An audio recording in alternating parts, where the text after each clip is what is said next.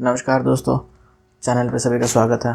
आज की वीडियो में हम देखेंगे AWS पे EKS क्लस्टर कैसे क्रिएट करता है। तो इस वीडियो में 3 चीज़ें कवर करने वाले हैं। एक AWS पे EKS का क्लस्टर क्रिएशन, उसके बाद EC2 नोड ग्रुप क्रिएशन उस EKS क्लस्टर के अंदर, और फाइनली जो EKS क्लस्टर क्रिएट करा है उससे कनेक्ट करना। इस वीडियो को देखते देखते cluster side by side create मत करना, पहले एक बार वीडियो को देख लेना, उसके बाद क्लस्टर क्रिएट करना, क्योंकि 2 मेजर एरर्स आता है जब भी क्लस्टर क्रिएट करने जाओगे या एक्सेस करने जाओगे। उन दोनों एरर्स के बारे में मैं यहाँ पे डिस्कस करने वाला हूँ, वो एरर कैसे आता है और उसको रिजॉल्व कैसे करेंगे। ठीक है, तो एक बार पहले वीडियो देख लो। तो स्टार्ट करते हैं। सबसे पहले लॉगिन कर लो AWS के अकाउंट में, फिर IAM रोल पे जाओ। एक रोल क्रिएट करेंगे यहाँ पर हम, create role, AWS service select करिए, यूज़ केस के अंदर EKS लिखेंगे और यहाँ पे EKS क्लस्टर सिलेक्ट करेंगे। नेक्स्ट करा, जो डिफ़ॉल्ट पॉलिसी आ रही है वही रखेंगे और नेक्स्ट करेंगे। रोल का नाम दे दो कुछ, मेरे केस में मैं EKS क्लस्टर रोल दे रहा हूँ और रोल क्रिएट कर देता है। एक बार रोल क्रिएट हो जाता, उसके बाद EKS सर्विस को ओपन करना, क्लस्टर पे सिलेक्ट करो और क्रिएट क्लस्टर करो। यहाँ पे क्लस्टर का नाम देना, ये मैन्युअली क्रिएट कर रहे हैं क्लस्टर, तो क्लस्टर हाइफन मैनुअल नाम दे देता। कुबरनेटिस का वर्जन 1.29 जो भी लेटेस्ट वर्जन आएगा वो सिलेक्ट कर लो। EKS रोल जो अभी हमने क्रिएट करा था क्लस्टर रोल, ये वही रोल है। जो बूटस्ट्रैप क्लस्टर एडमिनिस्ट्रेटर एक्सेस है वो डिफ़ॉल्ट ही रखेंगे, EKS API and config map दोनों। क्लस्टर एनक्रिप्शन यहाँ पर हम KMS की सिलेक्ट नहीं करेंगे, default VPC by default select हो जाता। अगर कोई VPC क्रिएट करना है कर सकते हो। यहाँ पर 6 सबनेट्स मेंशन करे हुआ है, इतने सबनेट्स की ज़रूरत नहीं है तो मैं बाकी हटा देता हूँ, सिर्फ 3 सबनेट्स रखता हूँ, US ईस्ट 1A, B और C। सिक्योरिटी ग्रुप, एक डिफ़ॉल्ट सिक्योरिटी ग्रुप अवेलेबल है। अगर कोई सिक्योरिटी ग्रुप अटैच करना है तो नया क्रिएट कर सकते हो, अगर नहीं भी करोगे तो एक security group by default cluster पे लगी जाता। अगर क्यूबरनेटिस सर्विस IP की रेंज अलग देनी है या स्पेसिफिक देनी है तो वो हम इस सेटिंग में मेंशन कर सकता। अब डिफ़ॉल्ट क्लस्टर एक्सेस जो है वो पब्लिक प्राइवेट दोनों पे होगा। हमारे केस में हम दोनों करते हैं, जनरली बेस्ट प्रैक्टिस के हिसाब से लोग प्राइवेट एक्सेस सिलेक्ट करता है, बट हम एक सैम्पल क्लस्टर क्रिएट कर रहे हैं। तो कॉन्फ़िगर ऑब्जर्वेबिलिटी, यहाँ पर प्रोमीथियस की सेटिंग अवेलेबल है। अगर प्रोमीथियस ऑलरेडी चल रहा है, मैनेज प्रोमीथियस है, तो हम सीधा इंटीग्रेट कर सकते हैं उसको। और इसके नीचे कंट्रोल प्लेन की लॉगिंग है। यहाँ पर बेस्ट प्रैक्टिस के हिसाब से ऑडिट और ऑथेंटिकेटर लॉग चाहिए होता है, बट हम नहीं सिलेक्ट कर रहे हैं। ये कुछ एडॉन्स है, इन एडॉन्स की ज़रूरत है हमें, इसके बिना कुबरनेटिस का क्लस्टर काम नहीं करता।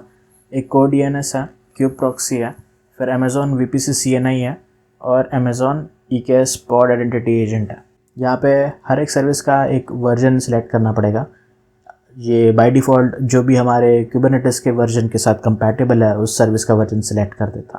तो इसे हम ऐसे ही रख सकते हैं। अगर हम कुबरनेटिस का वर्जन अपडेट करेंगे आगे जाके कहीं, तो फिर हमें इन सारे एडॉन्स के वर्जन के बारे में भी सोचना पड़ेगा। नेक्स्ट करता है, ये सारी चीज़ें रिव्यू करके क्रिएट कर देता है क्लस्टर को। तो क्लस्टर अभी हमारा क्रिएट हो रहा है। अगर मैं और एडॉन्स की बात करूँ तो अमेज़ॉन बहुत सारे एडॉन्स हमें प्रोवाइड करता। अगर हमें स्नैपशॉट लेना है, S3 के साथ कनेक्ट करना है, गार्ड ड्यूटी चलाना है, EBS का स्टोरेज ड्राइवर चाहिए, EFS का स्टोरेज ड्राइवर चाहिए, क्लाउड वॉच इनेबल करना है, तो इसके लिए हमारे पास काफ़ी सारे एडॉन्स अवेलेबल हैं। इनको इनेबल करके, इनको कॉन्फ़िगर करके हम इस्तेमाल कर सकते हैं। इसके अलावा AWS के मार्केट प्लेस के एडॉन्स भी बहुत सारे अवेलेबल हैं। अगर हम कोई थर्ड पार्टी टूल इस्तेमाल कर रहे हैं, क्रॉस प्लेन हो गया, टेलीपोर्ट हो गया, डेटाडॉग हो गया, या फिर हमें Istio का डिस्ट्रीब्यूशन चलाना है, RFA चलाना है, न्यू रेलिक चला रहे हो, या इनग्रेस कंट्रोलर डालना है, तो ऐसे बहुत सारे एडॉन्स मार्केट प्लेस पे अवेलेबल है और नए नए ऐड होते रहता। एक बार हमारा क्लस्टर एक्टिव स्टेट में आ जाता, इसके बाद हम कंप्यूट में जाएंगे। अब इस क्लस्टर के अंदर हमें नोड ग्रुप क्रिएट करना है। नोड ग्रुप के लिए हमारे पास 2 ऑप्शन होते हैं, एक EC2, एक फारगेट। हम इस सिनेरियो में EC2 का नोड ग्रुप क्रिएट करेंगे। ऐड नोड ग्रुप करता, यहाँ पर एक IAM रोल की ज़रूरत है, तो IAM में जाके एक रोल क्रिएट करता। इसमें हमें EC2 यूज़ केस सिलेक्ट करना और नेक्स्ट करके यहाँ पे 2 रूल्स की ज़रूरत है हमें, 2 पॉलिसीज़ की यहाँ पे हमें ज़रूरत है। एक Amazon EKS worker node policy और एक Amazon EC2 container registry read only policy. दोनों को सिलेक्ट करके नेक्स्ट करता है। यहाँ पे रोल का नाम डालेंगे, EKS नोड रोल लिख देते हैं इसको, या वर्कर रोल कुछ भी लिख सकते हैं, मर्जी हमारी। हमने क्रिएट कर दिया। अब अगर हम कॉन्फ़िगर नोड ग्रुप वाले पेज पे वापस जाके रिफ़्रेश करेंगे नोड IAM रोल को, तो वो अपने आप रोल उठा लेगा। यहाँ इसका एक नाम देना चाहिए, तो सैम्पल नोड ग्रुप लिख देते हैं इसका नाम। हम या तो लॉन्च टेम्पलेट का इस्तेमाल कर सकते हैं या फिर यहीं पर हम कुछ कॉन्फ़िगरेशन की सेटिंग्स भी दे सकते हैं। तो लॉन्च टेम्पलेट अगर अवेलेबल है तो वो इस्तेमाल कर लो, नहीं है तो फिर आगे भी हमें ऑप्शन मिलेंगे। मेरे केस में कोई लॉन्च टेम्पलेट अवेलेबल नहीं है। कुबरनेटिस के लेबल्स दे सकता है, टेंट्स एंड टॉलरेशन दे सकता है, इन सब की अभी फ़िलहाल ज़रूरत नहीं है। आगे बढ़ता है। यहाँ पे इमेज सिलेक्ट करी मैंने और उसके बाद सबसे छोटा इंस्टेंस टाइप देता हूँ, t3.micro, इसका इस्तेमाल करेंगे। यहाँ पे डिस्क साइज़ भी 8 GB के रखता है। ऑटो स्केलिंग ग्रुप का कॉन्फ़िगरेशन भी मैं यहाँ पे डिज़ायर्ड मिनिमम और मैक्सिमम 1 कर देता हूँ। और नोड ग्रुप अपडेट कॉन्फ़िगरेशन भी कुछ नहीं देना, यहाँ पे जो 1 डिफ़ॉल्ट वैल्यू है वही रखता है। सबनेट्स, 3 सबनेट्स में हमारे वर्कर नोड्स डिस्ट्रीब्यूट होंगे। अगर इसका चेंज करना है कर सकते हो, स्पेसिफिक अगर एक ही सबनेट में करना है या फिर कोई दूसरा नोड ग्रुप दूसरे सबनेट में करना है तो वैसे भी हम कर सकते हैं। रिव्यू करें चेंजेस और क्रिएट कर दिया। इसको थोड़ा टाइम लगेगा क्रिएट होने में, पर यहाँ पे देखना अभी हमने एक क्रूशल स्टेप मिस कर दिया था। तो इसके कारण क्या होगा, जो भी हमारा नोड क्रिएट होगा वो हमेशा एक नॉट रेडी स्टेट में जाएगा। अब ये नॉट रेडी स्टेट क्यों आई? अगर उसके लॉग्स को थोड़ा गो थ्रू करता है तो यहाँ पे 3 पॉड क्रिएट होने वाले थे और एक पेंडिंग स्टेट में चलेगा। उसके नीचे जो कंडीशंस लिखी हुई है, कंडीशंस में लिखा है कि रेडी का जो स्टेट है वो फॉल्स है। और इसका रीज़न क्या है कि नेटवर्क रेडी नहीं हो पाया, नेटवर्क प्लगइन नॉट रेडी, और plugin returns error CNI plugin not initialised. इसका मतलब जो हमने VPC CNI प्लगइन क्रिएट करा था, सिलेक्ट करा था, वो प्लगइन रेडी नहीं हुआ, तो हमने उसका कॉन्फ़िगरेशन नहीं करा, इसके कारण हमें यह एरर आ रही है। ये बहुत जनरल एरर है, ये काफ़ी बार देखने मिलती है। तो इसको रिजॉल्व कैसे करेंगे? सबसे पहले हम एड-ऑन्स में जाके चेक करते हैं। जो हमारा अमेज़ॉन VPC CNI है ये एक्टिव है, बट अभी कोई IAM रोल इस पर सेट नहीं है। तो ये जो IAM रोल है, इस IAM रोल को IRSA भी कहा जाता है, IAM role for service account. Kubernetes में जो भी पॉड्स, कंटेनर्स, डिप्लॉयमेंट्स है वो एक सर्विस अकाउंट का इस्तेमाल करता है किसी भी रिसोर्स को एक्सेस करने के लिए। तो जो क्लाउड के रिसोर्सेस है, AWS के रिसोर्सेस है, उनको एक्सेस करने के लिए एक सर्विस अकाउंट के थ्रू रिक्वेस्ट भेजी जाती है।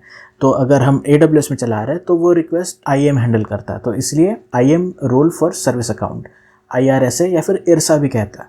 ये अभी फ़िलहाल सेट नहीं है, तो हम सबसे पहले इसका सेटअप करेंगे। ये VPC प्लगइन ओपन करा, इसको एडिट करता है, यहाँ पे वर्जन दे रखा है और नीचे सिलेक्ट IAM रोल दिया हुआ। तो IRSA क्रिएट करने की प्री रिक्वेस्ट है कि आपका OpenID कनेक्ट प्रोवाइडर URL जो है ये कॉन्फ़िगर होना चाहिए IAM के डैशबोर्ड पे।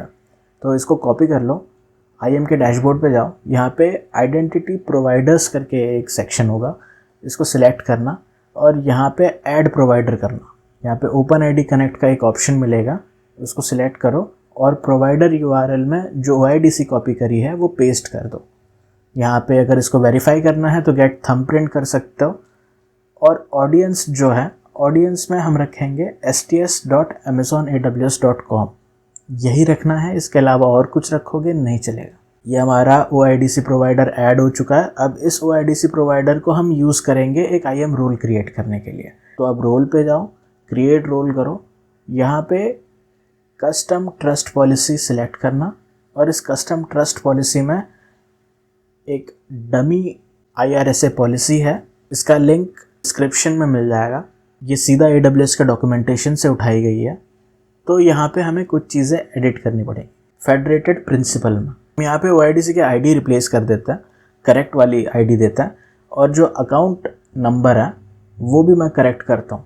नीचे जो कंडीशन दे रखी है, कंडीशन में 2 चीज़ें हैं, एक ऑडियंस है और एक सब्सक्राइबर है। तो जो ऑडियंस और सब्सक्राइबर दोनों में हम करेक्ट OIDC की ID देंगे। तो ये पूरा पाथ होगा oidc.eks usist1 amazon.aws.com, उसके बाद आईडी और फिर आईडी का एक्चुअल में नाम। जो हमारी ऑडियंस है, ऑडियंस sts.amazon.aws.com है, और जो हमारा सब्सक्राइबर है वो हमारा सर्विस अकाउंट है क्यूब सिस्टम का aws-node। हम नेक्स्ट करता और यहाँ पे हम परमिशन ऐड करेंगे। हम VPC CNI कॉन्फ़िगर कर रहे हैं तो एक बाय डिफ़ॉल्ट मैनेज्ड पॉलिसी आती है अमेज़ॉन EKS CNI पॉलिसी। इसे सर्च करेंगे, CNI डालोगे तो मिल जाती है। सिलेक्ट करके नेक्स्ट करता। रोल नेम हमारी मर्ज़ी है, कुछ डाल दो, EKS CNI पॉलिसी डाल दो, रोल डाल दो। ये क्रिएट कर दिया। EKS CNI रोल अवेलेबल है। अब मैं वापस जाता हूँ EKS कंसोल पर, एड ऑन्स में जाएंगे, अमेज़ॉन VPC CNI सिलेक्ट करा। अब इसका स्टेटस देखना डिग्रेडेड आ गया, क्योंकि हमने नोड ग्रुप तो क्रिएट करा बट हमने नोड ग्रुप तो क्रिएट करा बट उसको नेटवर्क की एक्सेस नहीं थी, जिसके कारण अब वो डिग्रेडेड स्टेट में। और IAM रोल जो हमने लेटेस्ट क्रिएट करा था वो अटैच करके चेंजेस सेव कर देता। अब जैसे ही हम ये करते हैं तो स्टेटस हमारा एक्टिव हो जाएगा, और अगर कंप्यूट पे जाके एक बार रिफ्रेश कर देता है डैशबोर्ड को तो रेडी स्टेट में आ जाता है हमारा नोड। यहाँ पे इसके लॉग्स चेक करता है। हमारे 4 पॉड्स रनिंग है। पहले तीसरे पे एरर आ गई थी, तीसरा पेंडिंग में चले गया था। अब 4 पॉड्स रनिंग है, और नीचे कंडीशन में देखोगे तो क्यूबलेट इस पोस्टिंग रेडी स्टेट यहाँ पे ट्रू आ गया है, वरना पहले फेल हो रहा था। तो इवेंट्स में देखेंगे तो यहाँ पे स्टेटस आता है लास्ट में नोड रेडी का, तो इसका मतलब अब हमारे नोड्स रेडी हो जाएंगे। अगर और कोई हम नया नोड क्रिएट करते हैं तो वो भी रेडी स्टेट में आ जाएगा। बट ये बस एक बताने का तरीका था। इसके कारण क्या हुआ है कि जो हमारा नोड ग्रुप है उसका स्टेटस क्रिएट फेल्ड में आ गया, और ये रिजॉल्व नहीं होता है, वो देखा मैंने कभी।